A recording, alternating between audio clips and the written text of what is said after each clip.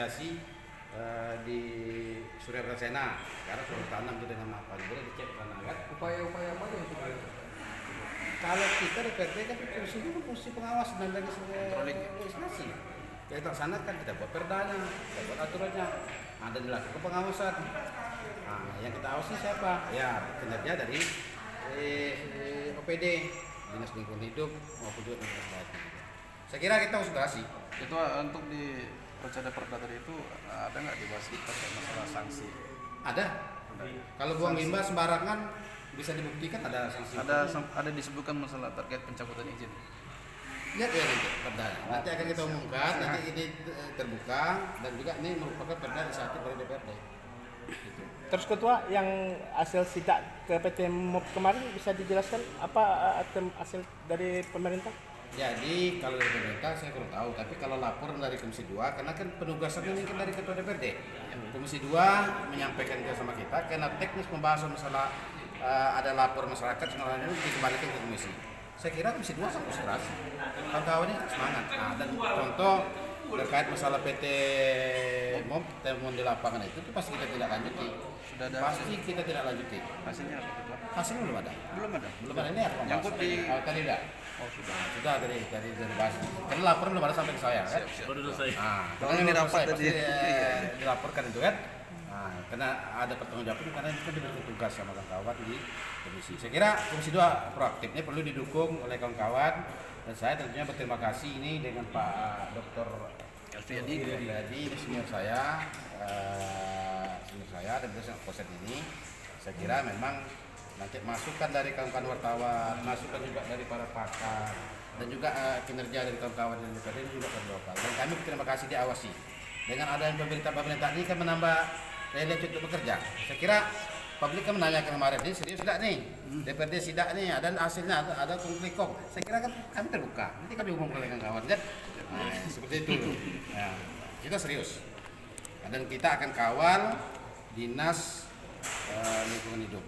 Termasuk juga berkaitan juga masalah ada sekarang ini kan upaya-upaya untuk melakukan pembersihan lingkungan sungai apa segala macamnya sepanjang itu sesuai dengan aturan kita dukung.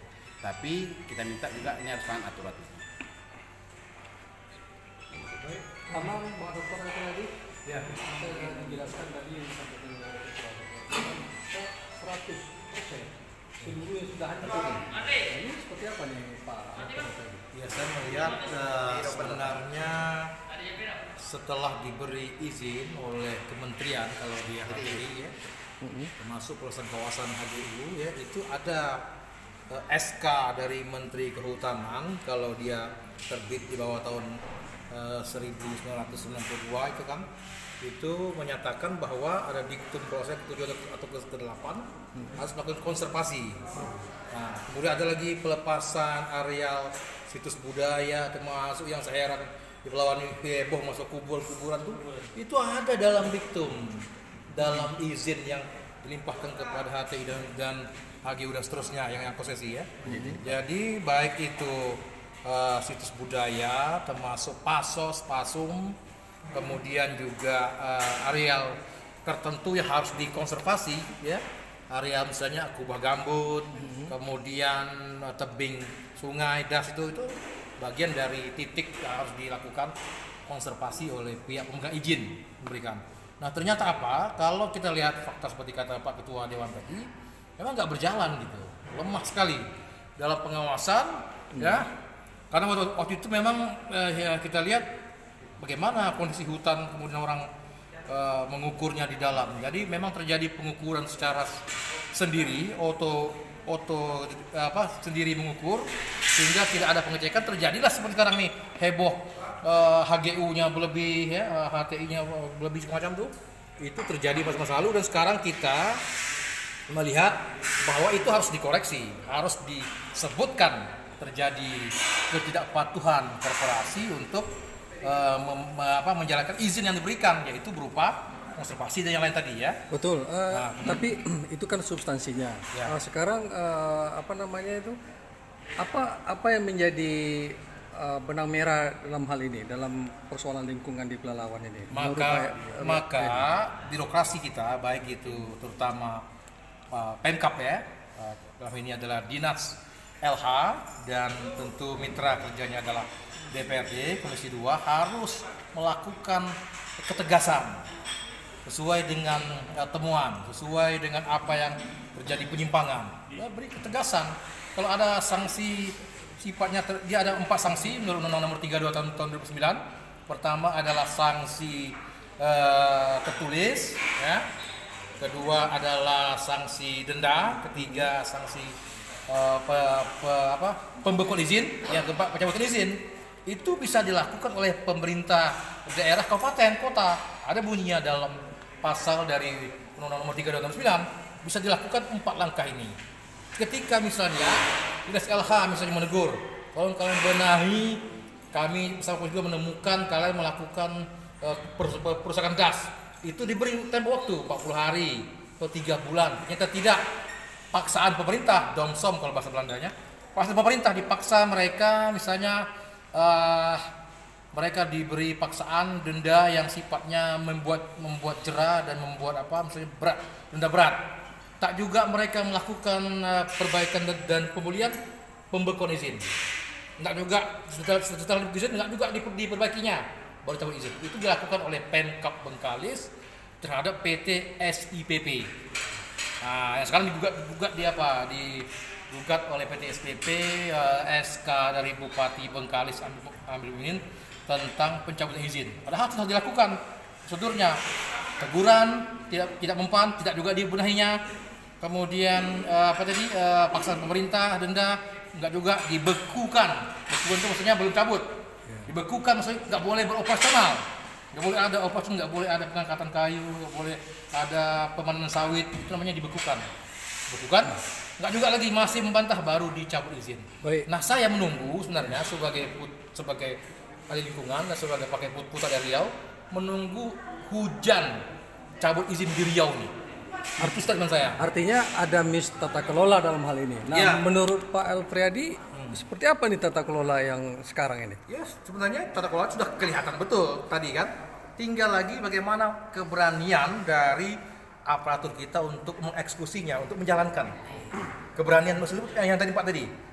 Tugas tertulis, kemudian denda, domsom, kemudian pasal pemerintah, kemudian pembekuan izin dan pencabutan izin. Itu harus dijalankan. Dan saya bilang menunggu betul. Ini terdengar di bumi Melayu ini, di Riau ini. Baru kita punya marwah. Jangan segan. Ya memang sekarang gini ya, Undang-Undang Nomor 32 itu sama fungsi Menteri Kehutanan, fungsi Gubernur, fungsi Bupati, ini sama dalam hal penegakan hukum lingkungan. Jadi apalagi yang kita tunggu gitu. Kalau misalnya banyak rintangan, biasalah nama perjuangan kan. Begini katanya, ada belakangnya jenderal, ada gini, itu soal lain tuh. Yang penting ada bukti begini, kita laksanakan aturan sehingga apa? Negeri kita bermarwah, selamat ekosistem kita, anak cucu kita nanti tidak mendapatkan hutang berupa kerusakan lingkungan yang diberikan oleh generasi pada hari ini. Pak Dokter, Penting. bagaimana sanksi yang akan diberikan kepada PT MUP ini? Saya menunggu kalau terjadi pembangkangan secara serius, cabut izin. Ya lihat dulu kan belum bekerja, baru hari ini kirimnya ya, kita nanti.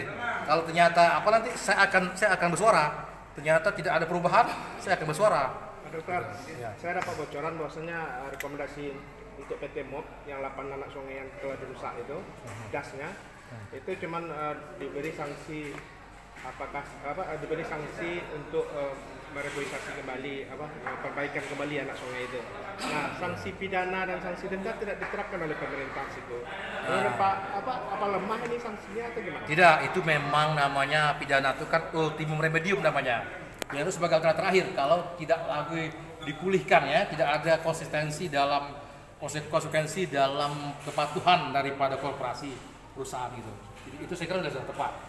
Ada tahapannya ya. Apa perlu ditambah dengan sanksi denda, Pak? Denda kalau itu begini dia. Betul-betul tak terjadi pemulihan fungsi ya.